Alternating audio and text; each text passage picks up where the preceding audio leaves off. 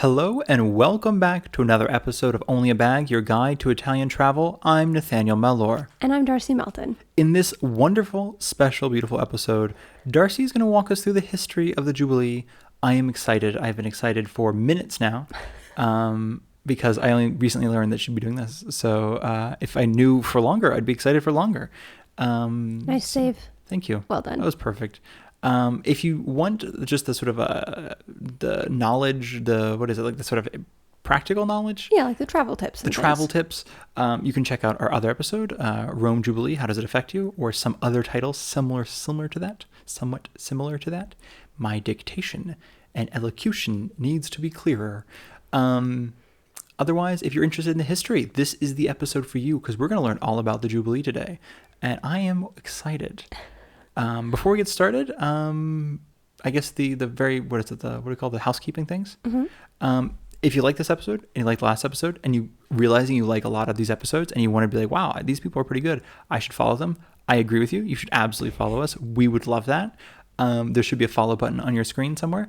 If you're on your phone or your computer, whatever it is, click that follow button and you will be following us. I think I pretty much explained the follow concept pretty well there. Really explained it a lot. If you have any questions, comments, concerns, you want to share your trip, you want to share how something maybe changed, differed, was the same, anything like that, any comments at all, you can do so. You can email us, onlyabagpodcast@gmail.com. Or you can find us on Instagram. Send us a message there, Only a Bag Podcast, or at Only a Bag Podcast. And if you also like reading in addition to listening, we have onlyabag.com. You can also technically send us a message through there, but you can also just read some fun articles. If you'd like to support the podcast, if you'd like to support the endeavor, if you'd like to support two people named Darcy Melton and Nathaniel Mellor, you can do so easily with the affiliate links in the description. These are just links to things like Booking, Expedia, Trusted House Sitters, and it gives us a little bit of money. You don't pay anything extra. We just get money back from the company. So if you're looking to come to Rome, you can go ahead and potentially book your hotels sooner rather than later because it's going to be a busy year, 2025. So you can book it through our Expedia link, our Agoda link, our Booking link, all those in the description. And if you're trying to stay for free and you want to kind of experience what life might be like in or around Rome, we're going to link our Trusted House Sitters. We're going to link Trusted House Sitters in general, rather. And you can, occasionally there will be house sits in Rome and their surrounding area. The surrounding area typically might be a farm. So if you're good with farm animals, that might be for you. But if you're good with like cats and dogs and fish and hamsters, then there's usually house sits in Rome or in other parts of Italy if you wanted to like just make a day trip into Rome. So all of that will be in the description. Thank you all so much for letting me talk. And without further ado, we're going to get into the history of the Jubilee. Darcy Melton, take it away. Thank you so much for that great introduction, Nathaniel. So let's talk a little bit about the history of the Rome Jubilee. Before we get into it, though, I do just want to note that in the last episode, Nathaniel mentioned that a famous pizzaiolo, pizza maker guy, jumped over the barricade to hand deliver a pizza to the Pope. There's a video on YouTube. You can look at it. It's pretty cute. He's shouting, "Papa, Papa," which is Pope. And it looks to be, because I wanted to know what kind of pizza it was, it looks to be a pizza with yellow, what are they, pomotori? Tomato, thank you. Yellow tomatoes and regular mozzarella cheese, mozzarella di bufala, something like that. And it had a really cute, didn't it say like I heart? It's something, maybe just Il Papa, the Pope. Yeah, it was very cute. And breadsticks on top. Yeah, it's so cute. But it's already on a plate, and so he delivered it. It wasn't in a box. Yeah. He just jumped over the barricade with a pizza on a plate and just like, here you go, Pope. And apparently the Pope had mentioned before this, like some days or weeks before this, that he had missed, because he could no longer go out for a pizza, and he missed not being able to go out for a pizza anymore. So this pizzaiola did what any self-respecting Napolitano would do, made him a pizza, jumped the barricade, and hand-delivered the pizza while running after the Pope mobile. Amazing. I don't know, like, it feels like, the Swiss guard the Pope. I think they guess just, so. I guess like they just liked him, just be like, yeah, go for it, hand him the pizza. Wild. But that was in Naples, not in Rome, so... They're a little more lax with their security, you think? They hired the other kind of Swiss Guard for Naples. Oh my God. A little more lean back. So, that was good. Thanks for reminding me. I just wanted to let everybody know what was on the pizza because it was not special. Really wanted to know. It was special, but it wasn't like gold leaf and truffles. Yeah, I didn't know if it was like his favorite flavor. And maybe it is. I don't know. Free. Yeah. I don't know. Okay, so let's get into the Jubilee. In Italian, it's pronounced Jubileo, just so Okay. you know, if With you a hear that. GI, right? Yeah, Giubileo. Jubileo. Jubileo. Nice. Okay, so what is it? We went into this a little bit in the previous episode. Go listen to that. But it's the Holy Year is what it is. So it happens every 25 years these days. Didn't always happen like that. But it happens every 25 years unless the Pope has what is it called? An extraordinary. It sounds like an extravaganza. Yeah, I read this. An extraordinary Jubilee, which happened in 2015. There was the Jubilee of Mercy. That was a special one. Oh, and what is this one called? This is the Jubilee of something Hope. I think it's just the Jubilee of Hope. Is it? Okay. Yeah. So thank you, Nathaniel. This is the Jubilee of Hope. And so it lasts a whole year, but technically it's from December 24th of 2024 until January 6th of 2026. That's Epiphany. Wow. Oh, okay. Mhm. So a little bit Epifano, over. if you will. Epifano. Yeah. It's a little bit over a year. And we should do an episode on La Befana. I know. I think the Witches of Italy would be a great episode. So pretty cool. Whenever the Holy Year ends, it's La Befana, and you can get gifts from a witch. Yeah. The Christmas witch. She's not the Christmas witch. She's La Befana. That's The another Epiphany witch. episode. Yes. Okay. So the next one after this will be in 2050. So you should probably come to this one if you can. Yeah. You know, Like, unless 25 there's an years. extraordinary one in the meantime. Yes, yeah, exactly. And I think we said this before, but they're expecting 35 million additional people, which is 35 million pilgrims, people coming for the Jubilee. To walk through the door, ideally. Yeah, exactly. To walk through the holy door. Okay, so interestingly, the based on like traditionally, the Pope announces he has the papal bull is what it's called, and it's it's his letter with his little Vatican Pope seal, really cool. And so this year's the name of this announcement was, it's in Latin. I don't speak Latin. Sorry, I'm going to mispronounce this. Spes non confudit, which means hope does not disappoint. And when I first read that, I thought the Pope was saying, I hope it doesn't disappoint. I also like that better. I was A much like, better translation. this man came out here to say, I hope the Jubilee does not disappoint. I like that, though. It's like, I'm going to set a very low bar. I hope it doesn't disappoint. And you guys don't get refunds. Yeah, exactly. Okay, so where did the Jubilee come from? I found this fascinating. I feel like I should ask that question. Oh, So, Darcy, where did the Jubilee come from? great question, Nathaniel. Thank you. That wasn't scripted at all, you guys. If you could tell, it was all natural. It has Jewish origins. Okay. Yeah, so in Judaism, they have, again, I don't speak Hebrew or Yiddish, I apologize, Yovel year or Yobel year, which, so every 7 years in the Jewish faith, there is the Shemitah, sorry for the pronunciation. So that's a year of rest. So then there are like That makes sense. Okay. 7 cycles of 7 years result in the 49th year of the Yovel year. I couldn't figure out in all my research, I didn't go too deep because we're talking about the Rome Jubilee, not the Yovel year. But there's the 49th year, which is the 7 cycles of 7 years for rest. There was some discussion about whether it was supposed to be on the 49th year or the 50th year. But basically it's the 49th, 50th-ish year. And that's where Catholics were like, that's a great idea. I think we should do that. We're going to skip the other pause years, or the rest years. We're just going to Yeah, they don't do the that here. 50 They ones. just do it. Yeah. Yeah. Just the one time every so many years. But you get like 4 to 7 weeks paid vacation every year. So it's kind of the same thing. I imagine. Maybe not. So in the Jewish tradition, it's a year of rest for the land. Which makes sense for agriculture. You let the land rest so that it's better in perpetuity. It's healthier for the land. Wait, do you not farm at all during that year? Or is it No, you don't farm at all. So every 7th year, you don't farm at all. And then on the 49th, 50th year, you don't farm at all. And they subsist on the fruit that comes, fruit trees, essentially. I was going to ask, okay, so you don't like physically plant and then harvest, but you can Right. still like olives, I imagine, yeah, whatever's already growing, you can eat. And that's part of, I think, what was the issue with the 49th, 50th year. If it was going to be a 2 to 3 year situation, they're like, we're going to have famine. I didn't get too far into that research. Just put it all in 1 year. Yeah. That makes sense. So that's where the Catholic version. Do you think it's difficult to go back to farming after you stopped for a year? Like, not like for the land, I mean, like for yourself physically, like you had a year off. You're like, oh, God. But I imagine people who are farmers also are like, I need to get back to my land. Like, this is enough. Like, great vacation for sure, but I imagine. Also wondering, like, do you take up another job? I don't know, like the rent situation back then, or the, I don't know, utilities. That's an interesting question. So in my, again, little bit of research on this, in the Jewish tradition, on the 50th year, the Yovel year, land goes back to the original owner. So if someone, I guess, took your land or bought your land, something happens so that you get your original land back.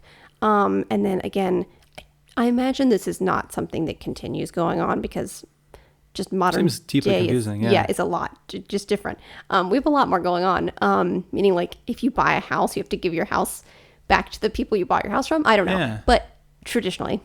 Because also I'm thinking too, it's like if you were, I'm just thinking like basically if it's land near or farther away from a river, if it's more of a, like in a flood area, if it's more of a, if it's kind of like, I don't know, it's interesting because it also, I don't know, it sounds like, again, you didn't do much research, but the idea of it reverting back, if only some people own land and lease it out, then it reverts back at the end of this year, this 50 period? 50 years, yeah. 50 years, because then it seems like it's difficult for anybody else to sort of own anything. Right. Well, that's part of the thing. Anything. That's part of the I don't know what part of the Old Testament, but there is something that says essentially, no human owns land. It is all God's land leased to you. Fair enough. Something like that. That is not a direct quote.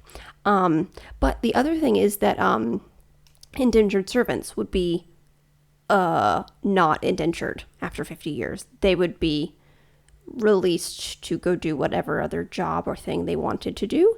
And if they had land that had then been, I don't know, again, sold or usurped or whatever it is, they would get their land back. So and did you check, is it every 50 years or is it on that year specifically they'd be released? Every 50 years. Okay, so it doesn't, that year, so it's just in general. It's not just for the year. No, I meant like like if you happen to be indentured 2 years before this for a period of 40 years, are you still out 2 years later? Sorry, it's on the Yovel year. Okay, so it's on the Yovel year. So yes. It's basically, it's like... It's not like you have to be an indentured servant for 50 years. That's what I was curious. Okay, because I was like, yeah, man, that's like, take one of those like terrible deals with awful terms just like a year before and then be like, anyway, that was a free year of, living. That's pretty good. But I think the point seems to be that it's an evening of the playing field. It's going back so that we're all somewhat equal is the point. Okay. I know, right? And Catholic faith did not continue that. No, but I do think that it does relate in the Catholic version of going through the holy door on the Jubilee year is absolves your sins. So you walk into the presence of God is the point through Catholicism. So that to me does relate to like an equaling of the playing field, which I think is cool. I'm curious too because I know that that was Martin Luther's whole issue with Catholicism is people are buying their way to heaven. Yes. So it kind of feels like a mass market appeal way of like, if you can't afford your way to heaven, every 50 years we'll give you a discount. Yeah. It's kind of what maybe not exactly. I don't think it was pitched like that exactly in the room, but potentially. That's fascinating. Okay. Yeah, right. Okay, so back to the Rome Jubilee. We're going to sound very heretical, by the way, I feel like, on this episode. Oops. Neither were you raised, what were you raised? Methodist? Yes. I was not raised with any religion. Just a heathen. I know. I think it was just more of like we've been to church once and we like Christmas. But all that is saying, so I'm very out of the loop on any religion and any holy book. So I don't really know what anything says. But Darcy here has a good, healthy background in the Bible. Yeah, somewhat. Well, you read parts. Yeah. Okay. It's like a couple pages. A couple pages. Okay. A sentence here or two. Okay, so the first Rome Jubilee. Oh, do you want to guess what year the first Rome Jubilee was? 1263. Remarkably close. 1300. Okay, I was reading something. I was like Pope Boniface. Yeah. And then I looked at it and I was like, wait, I should stop reading this. This is Darcy's domain. Well remembered though. That's good. Thank you. So Pope Boniface. I don't know if that's how you would pronounce it, right? That's how I pronounce it in my head. I'm thinking Latin and Italian you would because it looks like Boniface, but I think it's Boniface. Boniface. Yeah, Boniface. Yeah, I think so. Boniface. The 5, 6, 7, 8th. I was reading my Roman numerals. Oh, so there's a lot of them. Yeah, Popular apparently name. 7 others before him. Wow, good for him. Yeah. Okay, quick fun fact about Pope Boniface VIII. He was not, he was controversial. And in fact, in Dante's Divine Comedy, he was put in hell. Fascinating. I know. Fun fact. Love it. So okay. Dante was just not winning any friends, basically. Yeah, I love it. Dante didn't like him. Clearly. So he started the Rome Jubilee. And he wanted it to be every 100 years. And then people were like, nah, that's too much. Yeah. Let's do it every 33 years. That's the lifespan of Jesus. Got it. Thank you. I was like, what face. a weird length of time. Nathaniel didn't read the Bible, y'all. I clearly did not. It's like we're going to divide 100 by like in thirds for no reason. Okay. For Jesus. Okay, that makes more sense. And then people were like, we don't really like that. So then in 1450. Yeah, I'm not going to remember that either. It's every 30. What a weird time. Like, what is it? Like, there's a lot of math to do in that one. Like, what if you just start on like the 27th? Then you just know, oh, on the 40th, we have, or whatever, the 50th. It's like ridiculous. Okay, so. 60th? I don't even know the math right now. It's amazing how bad that is. It's too much. It's too much math. So in 1450, they decided on every 25 years. That way, every generation has a jubilee. And a free card into heaven, basically. If you can get there. If you can get to Rome to go through the doors, yes. Sweet, okay. So there's a barrier to entry there, obviously, because probably for a very long time, it was not easy to get there to Rome, to walk through the doors. Hence the pilgrimage thing, Mm-hmm. A lot of people did walk there in order for this to happen. But the walking through of the doors didn't happen until 1500. So what was before then? For the 250 years before I then? couldn't find that. Just like you come to Rome and you're good? Yeah, I think so. You just come to Rome and you celebrate Catholicism and Jesus and Mary and you're good to go. That's interesting. I imagine it was more like a regular pilgrimage where you just go. Completing the pilgrimage was part of the thing? Yeah, exactly. Okay. That makes sense. That's fascinating, though. I know, right? And as Darcy pauses to read her notes. Okay, so this is where my notes get a little chaotic. She's like scribbling in the margin, folks. I think there's a doodle on one part. Is that a doodle? What is that? Is that a diagram? Circling. A lot of circling. That's like a diagram. Some sort of cloud formations. Yeah, exactly. Like this goes first. Okay, so basically, since the beginning of these Rome Jubilees, there have been obviously tons of pilgrims, that's the word, which in the last episode we were talking about how like 35 million pilgrims are going to be coming to Rome. So that's not new. Obviously, that's way more than have come before. But I think 20 million came in 2015 for the extraordinary I think I read one. that as well. Yeah. Did you see how many people came in 2000? I don't remember. Me either, because I didn't know if it's like, I don't go for the extraordinary. I only go for the regularly scheduled. It's regularly scheduled pilgrim. Like, I think people go for all of them. If you pilgrim to one, you pilgrim. You're not pilgrim to one, pilgrim to all. Yeah. Well, also it seems like it's so rarely happen. Even every 15 years, it seems like it's a lot. A lot happens in 15 years. Absolutely. So it seems like it's it's a good, like, if you need something to like chart your life on, it seems like a pretty like steady thing. Because otherwise you're going to go to like what, 2, maybe 3 if you're lucky, other jubilees. Yeah. Like you said, because you're born after lucky. one of them, you're just like, you're probably going to get to 2. Absolutely. That's crazy. So since the beginning of these Jubilees in Rome, there have been tons of crowds, like tons of people come to them. In fact, violence is one of them had a lot of violence, just because I guess there's a lot of people. Like in the last century or like in history? In history. Got it.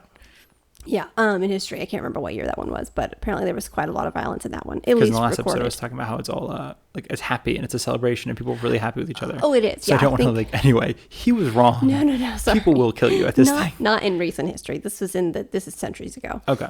Yeah. And they've also, because there were historically were so many people, there's also a lot of sickness that was passed around. Again, not these days, but back in the day. In fact, the plague was passed around. Fair enough. I think it was the 1400s, 1500s was when all that was going on.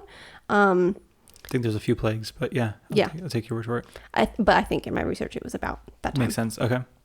That being said, if you see somebody coughing on this Jubilee, definitely don't stand near them. Like, things don't spread that easy, but I'm just thinking like, you can still get the flu. Like, yes. if somebody's coughing at you, just like, Hopefully no one's coughing at you, but yeah, be safe because there will be a lot of people. I mean, I'm thinking like the little the St. Mark's Square, no, St. Peter's Square, St. Paul's Square, the square in front of the Vatican is like, we went once. St. Mark's. St. Mark's? I thought St. Mark's was in Venice.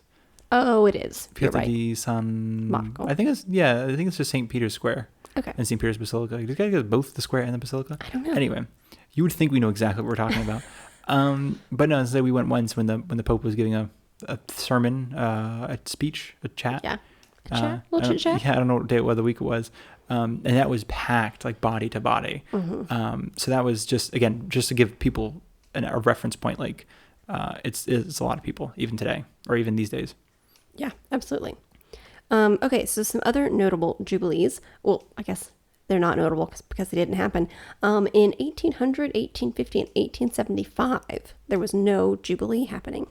I don't know what happened in 1825 because there's one missing in there. The 1800 and 1850 is where it jumps. Oh, so maybe there was one in 1825? Maybe, yeah. I didn't find that. But there was a lot of unrest in Italy. Like Napoleon had invaded at the end of the 1700s, and then there was the Napoleonic era. That ended in 1814, but then there was like political and social unrest within Italy, and that was the Risorgimento. The reorganizing, I think, right? Reorganizing? Yeah. Reconstruction, basically. Exactly, and that ended in the unification of Italy. So lots of stuff. But you think was going 1875, because that's after the reunification. I think reunifications, do you have the date? I think it's 1864 or something like that? I thought it was 1868. 1868? So I'm like, know. 1875 would still be after the, that's a jubilee to celebrate. Like, come on, we're one country. I mean, half the country will not be celebrating that, but, in theory. Maybe they just didn't have time. Look, a lot lot of reworking is going into Rome right now. They didn't have the infrastructure. They really didn't. We can't get bridges built in time. Exactly. Good point. No, I don't know. But anyways, there were 3 times when one was scheduled that they didn't happen. The 1800, 1850, and 1875. Interesting. Okay. I know, right? Okay. Again, I did say my notes are a little higgledy-piggledy today. So let's jump to modern day. I love it. What is going to be happening if you want to come to this Jubilee? I'm going to grab my notes now. What is going to be happening, Darcy, if I want to come to this Jubilee? Great question, Nathaniel. Okay, so the holy doors of St. Peter's Basilica will be opened on December 24th of 2024, the day before Christmas, right? Christmas Eve, I think it's actually called. Yes, that is what it's called colloquially, isn't it? Okay, so what's expected to happen is that the Pope is carried in a chair to the holy door where he unlocks it. I think he unlocks it, and here's the thing. The door is sealed up with stones and like cement. And because we saw it, actually. We saw it when we went inside. On the facade of the front of the building, it looks like doors. Mm-hmm. But then when you go in, it's just wall. Yeah. So there's the outline of the door, but yeah. Yes. Thank you. So up until I think it was 2015. Up until 1974. Okay. From 1500 until from when the door tradition started until 1974, the Pope would start ceremonially. He would be the first to start breaking down the wall. That's what I thought, because that's what I think we were mentioning on the tour, so the Pope used to do it. And yeah. Do you know why they stopped? Somebody throw out their back or something? So Pope Paul VI was the last Pope to do the ceremonial breaking down of the stones and mortar because he was hit with some rubble. Oh my God. I know. And then they were like, we can't risk it. Yeah. But see, like back in the day, they were like, no, we can risk it. That's a sign from God. Yeah. We got to keep going. So it seems like just from photos, essentially, the Pope goes and like unlocks the door, but the taking down of the rubble and stuff, all of that is now, the entirety of that is done by, stonemasons. I have a question for you. Yeah. Do you know where they keep the key? No. Inside, in the wall. Yeah. The last thing to go in the wall is a box, and the key's in the box. That makes sense, because there are other things in the wall as well. There's like, not certificates, but there's like some papers, I think, and then there's like little... Sounds so Italian. Like, just put the documentation on the wall. It's kind of like a time capsule. Yeah, like they sense. put little like relics and things in it. From 2015. From 2015, yeah. I love that. And then when... It's like iPods, but like 3rd generation or something. When I think they're holy relics. That makes way more sense. And then when it's broken down, the bits of this wall are given out to the people. Yeah, to the people who have attended. That seems to be what That's what the internet says happens. So it's probably like that like immediately shows up on eBay, I imagine. Yeah, probably. And then some people just take them home and Oh, love for them sure. forever. Because somebody has like the Berlin Wall next to the Holy Wall. I mean, that's like Right? you only need a few other walls there, and you've got like a collection. Yeah, so it's pretty cool. That's Okay. fascinating. So, pretty cool. In 2015 was the extraordinary one, and it was the Jubilee of Mercy. And one cool thing is that in addition, so our current Pope, what's his name? Francis. Again, she was not raised Catholic. It was not. So Pope Francis, for all of his shortcomings, I think did something pretty cool in that he opened three other, or he consecrated, he made holy three other doors in Rome. Yes, the three of the basilicas. Yeah, exactly. So, in addition to some others. So, on December 24th, 2024, he will open the holy door at St. Peter's.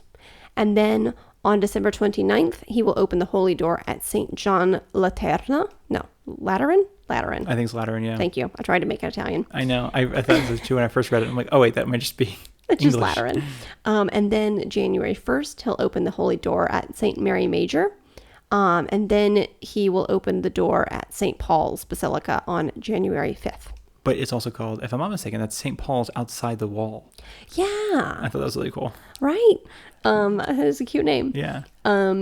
So all of those doors, now that the Pope has made them holier than they were already holy, in effect, according to the Catholic Church, do the same thing, absolve you of your sins as you like enter the Spirit of God. Interesting. Because I read too, I'm curious, I read that when he opens them on December 24th, three other cardinals will simultaneously open the doors, and then just as he's on a chair, with a candle in one hand, I think it's like a cross in the other or something else. Yeah, he will have a cross in his right hand, I believe, and a lit candle in his left hand as he enters the doors. And because what I read was that there's three other cardinals who go through those three other doors at the same time.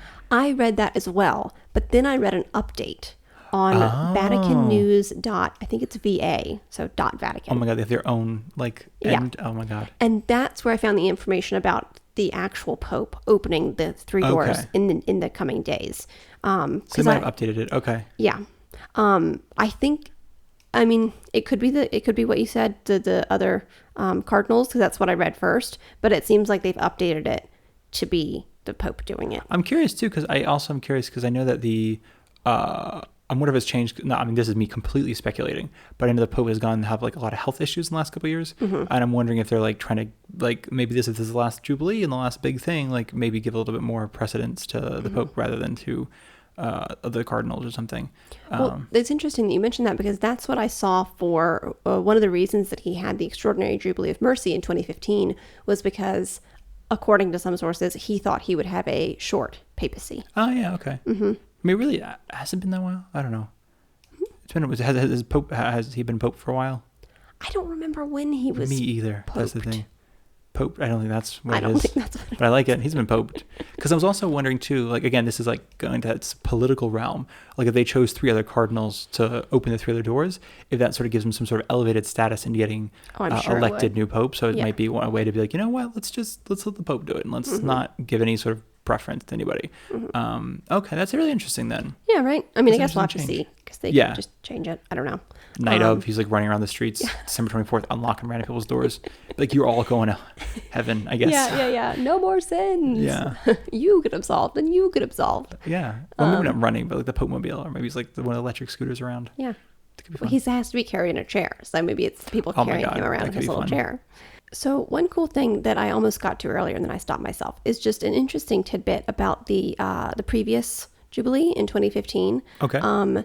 There were supposed to have been about 40 different countries that the Pope was like temporarily assigning holy door privileges to, it seems like. Okay. So that people didn't have to travel all the way to Rome in order to walk through a door for their sins to be forgiven. That's kind of cool, though. Yeah, it's pretty neat. Interesting that he has the power to do so. I know. Well, And it's to be fair, some Pope in 1300, also decided that some door becomes a holy thing. So, Yeah. you know, yeah, or 14 something. good point. 1300.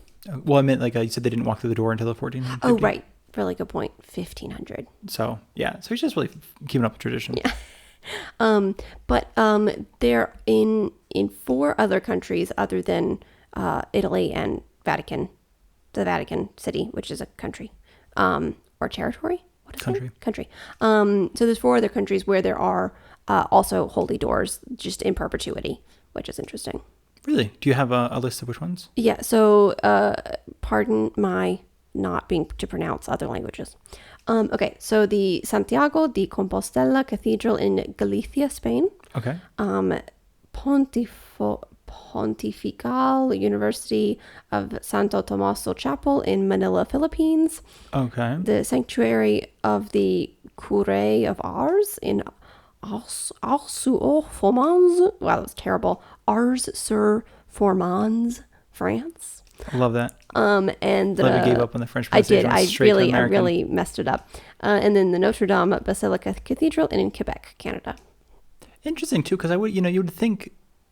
I mean, just if the intent was, these are just ones in perpetuity though, Yes. not the okay. Because I'm like, if the intent was like help people who couldn't get to Rome, I know. like Spain and France are already pretty close to Rome, Right. It seems Plus, odd it's to two me. countries that have a lot of time off. The ones that he like ordained as holy doors for the Jubilee of Mercy.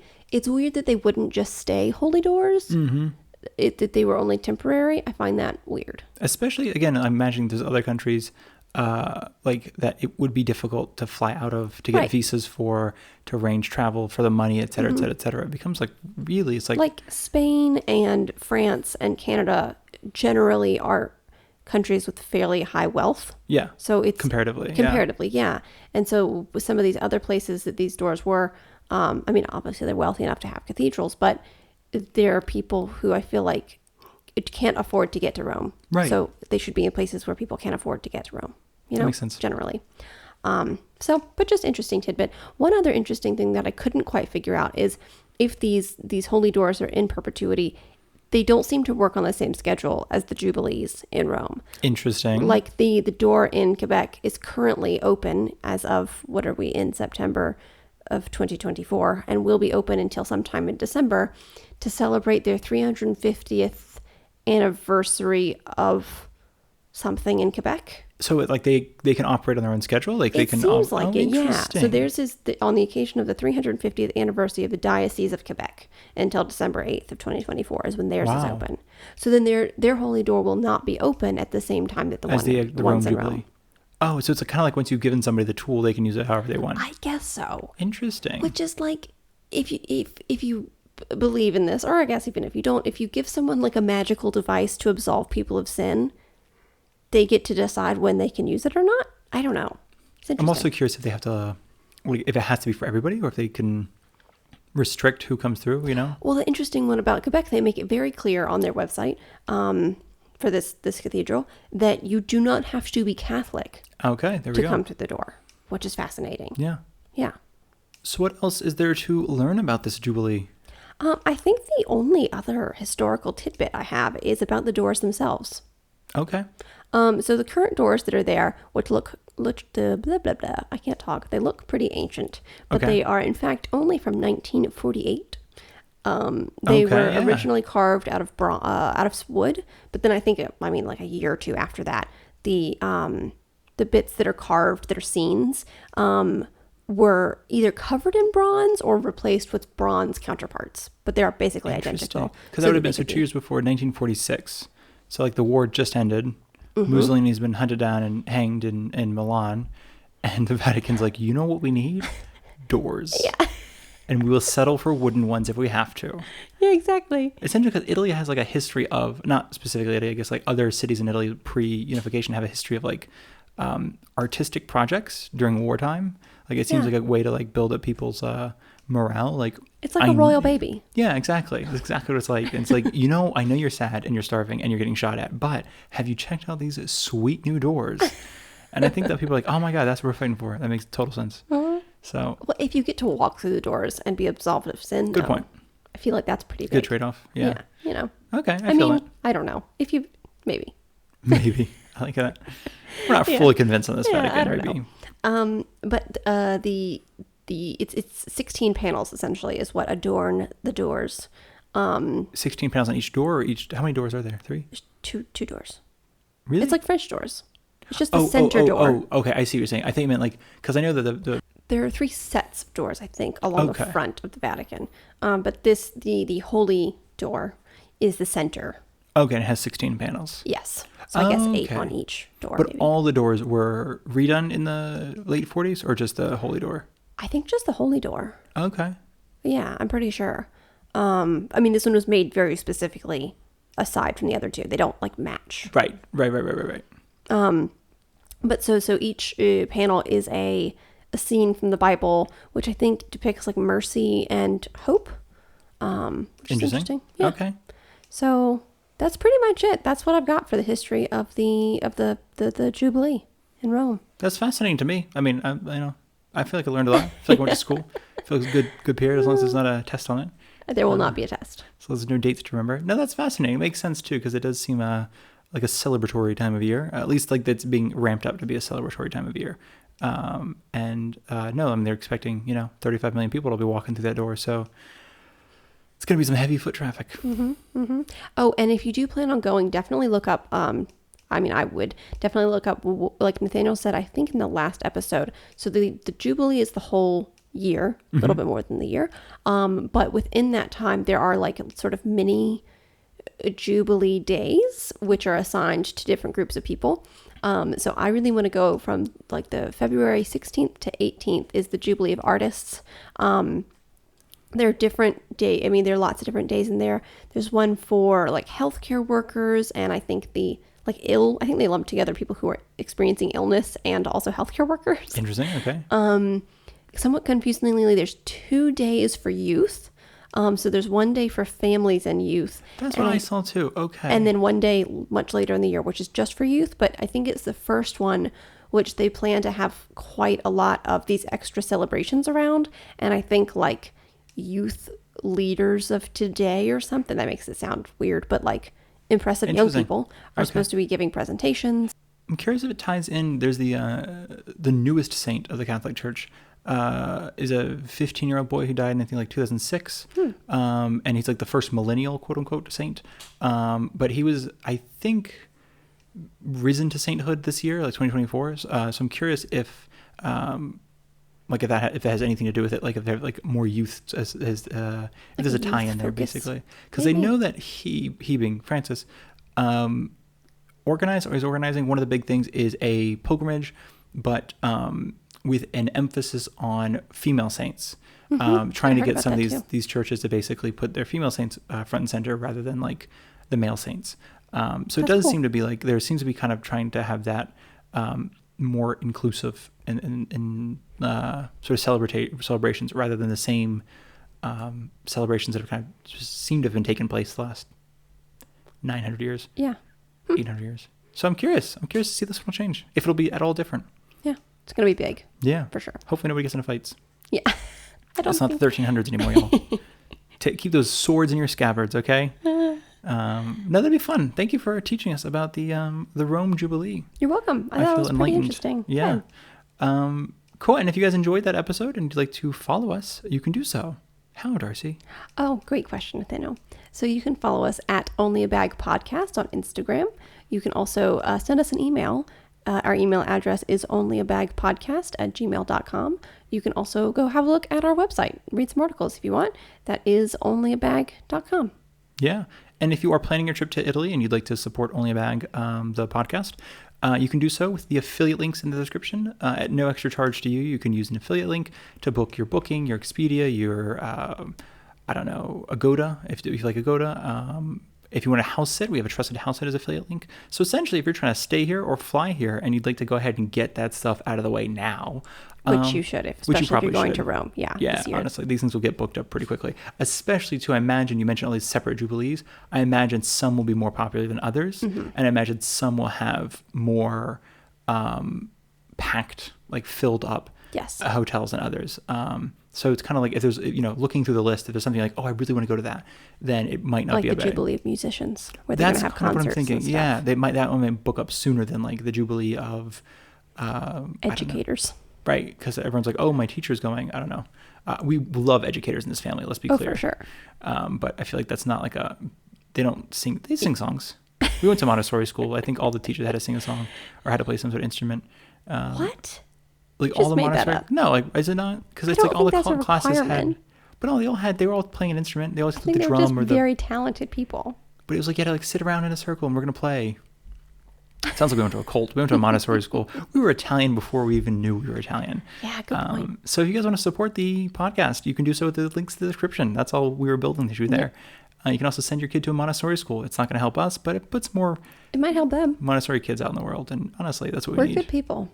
Yeah, we put in our chairs when we leave a table, okay? If I learn nothing from that, Oh my gosh. it's It like, drives me nuts when people don't. So If you you put don't your sneak chair your in. chair in after you leave a table, oh my goodness. oh my God. So enjoy listening to us. I hope you enjoyed listening to us. There we go. If you I did found it. enjoy listening to us, please give us a 5-star review. It helps out a lot. It does. And as always, thank you all so much for listening, and we hope you will be back for the next episode. Absolutely. Talk to you next time.